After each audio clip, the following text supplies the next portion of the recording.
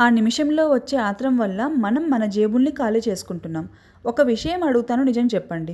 ఎన్నోసార్లు మీరు మీ ఫోన్ చూస్తున్నప్పుడో, లేక షాపింగ్ మాల్స్‌లో, సూపర్ మార్కెట్స్ ఇలా ఎన్నో చోట్ల తెలియకుండానే మనం మన లిస్ట్‌లో లేని, అసలు మనకు అవసరమే లేని వస్తువులను ఏదో 50% సేల్ ఉంది కదా అని కొన్నాము గుర్తు చేసుకోండి.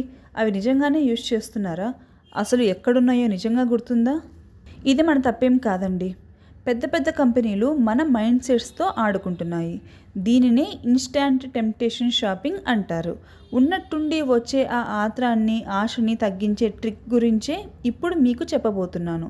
ఇది నా లైఫ్‌లో చాలా బాగా పనిచేసింది. అందుకే మీతో షేర్ చేస్తున్నాను.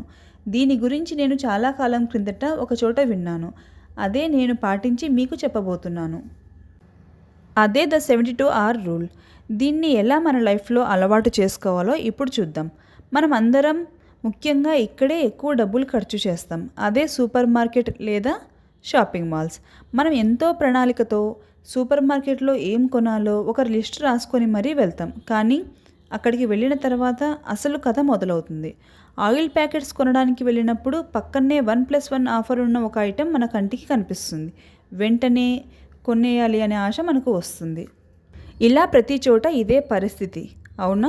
ఇలాంటప్పుడే మనం కంట్రోల్గా ఉండి అసలు ఆ వస్తువు మనకు యూజ్ ఉందా, అది లేకపోతే మన జీవితాన్ని గడపలేమా అని ఒక్కసారి ఆలోచించండి. ఇదే మనకు ఆన్లైన్ షాపింగ్లో కూడా వర్తిస్తుంది.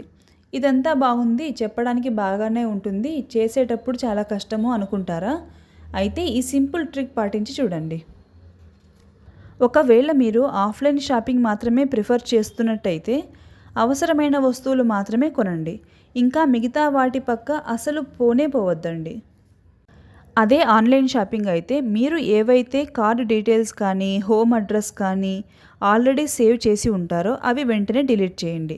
దీనివల్ల మనకు ఏమవుతుందంటే ప్రతిసారి ఏదో ఒకటి కొనేటప్పుడు కార్డ్ డీటెయిల్స్ కానీ, హోమ్ అడ్రస్ కానీ ప్రతిసారి ఎంటర్ చేయాలి అంటే బద్ధకం వచ్చి సగం కొనడం ఆపేస్తాం. ఒకవేళ మీకు నిజంగా ఏదైనా కొనాలి అనిపిస్తే దాన్ని వెంటనే ఫోటో తీసి పెట్టుకోండి. ఇక్కడ మన రూల్ని అప్లై చేద్దాం. అదే ద 72 అవర్ రూల్.